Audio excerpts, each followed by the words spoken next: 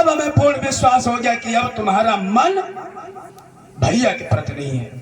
वो भैया मर जाए और भाभी मेरे साथ हो। सब कुछ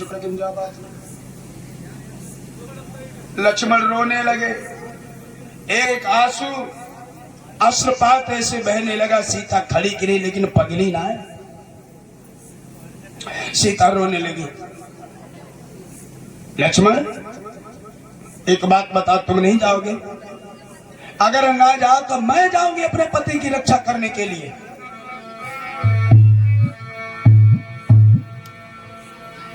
जब सीता तैयार हुई तो लक्ष्मण बोले भाभी नहीं, रुक जाओ। सीता कहने लगी जाओ, तुम्हें मेरी कसम, तुम्हारे भैया बड़ी परेशानी में और तुम यहाँ थाल बटोल कर रहे हो और पता नहीं वो निशाचर भैया के साथ में तुम्हारे क्या करेगा। लक्ष्मण बोले ठीक है, अगर तुम ज्यादा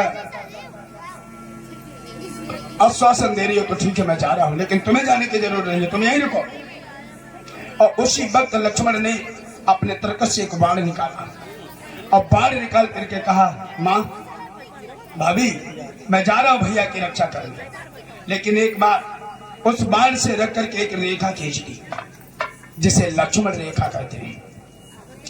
बोले ये लक्ष्मण रेखा है और भाभी इतना ध्यान रहे कि मैं ये रेखा खींच करके जा रहा हूं।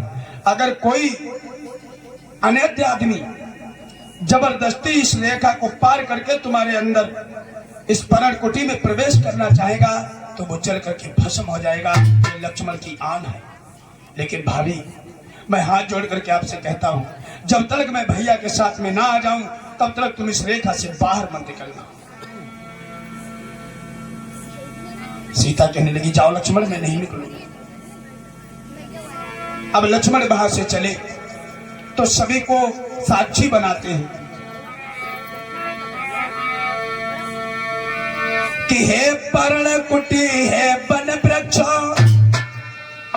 और सभी साक्षी गवाह मेरे, सीता को तुम पर छोड़ता हूं बस इतनी करना सलाम।